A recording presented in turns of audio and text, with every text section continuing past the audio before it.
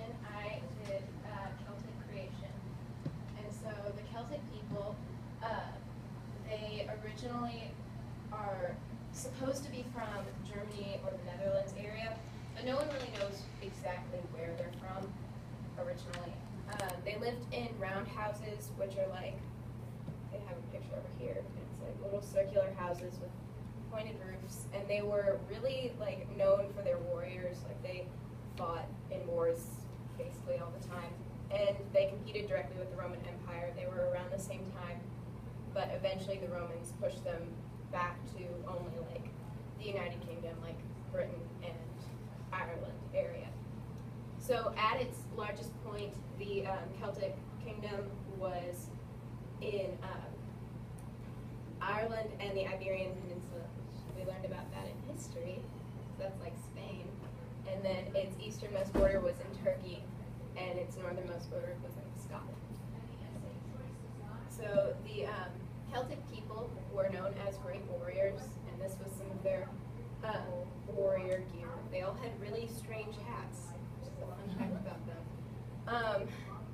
They also had druids, which were a combination of priests and politicians, and they were the ones who told all the creation stories and basically like ran the little villages. And women actually had a really high place in their society because the men were always out trying to conquer more land and stuff like that. So the women could own land, they could fight with the men, they were able to divorce their husbands and become druids and a lot of other stuff. They were really focused on the arts. They loved doing things with like being able to tell stories through drawings and express their like stature and class with their clothing, which is basically like all the different hats were like different ranks in the army. And then the word Celtic, or the Celts, which is what they were known as, comes from the Greek Keltoi, meaning barbarians, because that's what the Greeks and Romans referred to them as. So for the creation myth, it begins out with nothing. There was no time, no gods, no land, and then all of a sudden, out of the sea, there came Iocha, which she was a horse made of sea mist, so it's like an actual seahorse instead of like a fish seahorse. And then land appeared, and an oak tree grew out of the land, and the oak tree had these white berries growing on it, which when Iocha ate them, she became pregnant and bore a child named Cernunnos, and he was like their first god. And when she gave birth, she was in such pain that she tore bark from the oak tree, threw it into the water, and those became sea monsters. So Cernunnos was really scared of being overtaken by the sea monsters because there were more sea monsters than gods. So, because he was the only one. So he had Iocha eat more berries and bear more gods. And eventually, after all her children have grown up, she returns to the sea. And the gods are feeling lonely and no one's there to worship them. So they make humans out of the bark from the oak tree. And then the sea monsters start getting jealous because they see like the world that the gods run is like paradise. And so they decide that they want to be part of that too. So they come up and they get into a war, and everything is basically destroyed except for one man and one woman that are saved by one of the gods. So the gods, the main gods in the story, there's Iocha, who's a sea mare, and after she returns to the sea, she's known as Tethra, who is the goddess of the deep. So basically she's just like Neptune. And Cernunnos was like the first god, so he's kind of equivalent to like Zeus or Jupiter. Mapanos was the god of youth, and all three of the gods created something from the oak tree. He created a harp. His brother Taranis was the god of thunder, and he created like thunderbolts.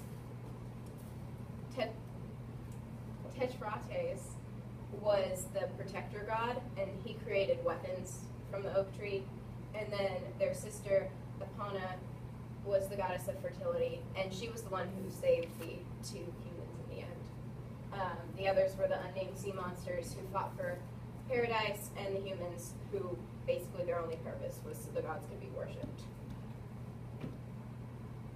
So I compared this to Beowulf in the fact that the sea monsters are a lot like the dragon and Grendel, especially Grendel, because they live underwater and they kind of just want to be part of the world outside. Beowulf is more about bravery. Like, Beowulf was really like confident in himself, and Caranus was more like scared of being overcome by the sea monsters than anything else. And then Beowulf in the end dies, but the gods in the Celtic story kind of win out because they're all living and they managed to save two humans, so it's all good. In Gilgamesh, there's the great flood that destroyed everything, which is equivalent to the war of the gods and monsters. And they both share an importance of nature, like with the forest and animals and such, because the forest was what the gods created, and so that was like what was really important to them. So in Genesis, there was like the tree that the fruit grew on, the forbidden fruit, and that's equivalent to the tree of life, or the oak tree that everything came from in the Celtic myth. The Garden of Eden and the paradise forests that were created were really similar, especially in the fact that like after the war, the paradise was gone, basically. Genesis has more a thing of forgiveness, while the Celtic is just like, hey, we're going to swoop in and save you at the last minute. There was the war between God and man with the flood in Genesis, and then the war between gods and monsters in the Celtics, and then snakes versus sea monsters. Also, just in Christianity in general, you were kind of able to see that Jesus' life in that he came to earth and then died and ascended back into heaven is kind of similar to Eocha's life in that she came and then spent her time on earth and then returned to where she came from, which was the sea. So it's kind of similar. So here's some fun facts. The Boston Celtics, which most people think are named after the Celtics, are actually named for the Irish population in Boston and a former New York team named the Celtics. The origins, as I said earlier, of the Celtics are pretty much unknown. No one really knows when they first appeared or where they first appeared. It was just all of a sudden, hey, here are these people. The tradition of mistletoe was actually started by the Druids because they were really obsessed with oak trees, because that was in their myth, and so they kind of thought that they were lucky and they would bring great things. And then they didn't have their own alphabet. They used the Latin and Greek alphabet, but they did have their own spoken language.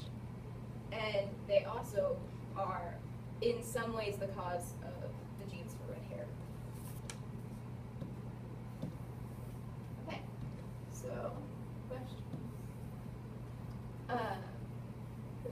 Who was Eocha? The leader from the sea headed that way. Yeah. What was the most important symbol in Celtic society? Yeah. Okay. How were sea monsters created? The bark during worship, they run into church prayers with our seamen. Yeah. Okay. How much was salvaged after the war with the sea monsters? One more. Great job. Okay. So I have a YouTube video, but first I'm going to show you this map. Well, You maybe. have 44 seconds left. Okay, I'm just going to show you the map. But maybe. Basically, the map is just a idea of how the Celtic Empire grew and then shrunk, which is actually pretty interesting because it started out, it was really big, and then it just slowly was pushed away because the Roman Empire was growing. That was it at first, and then in 237. Is it the green? Yeah, the green is the Celtics, the red is the Romans, and then the orange is everyone else. gone.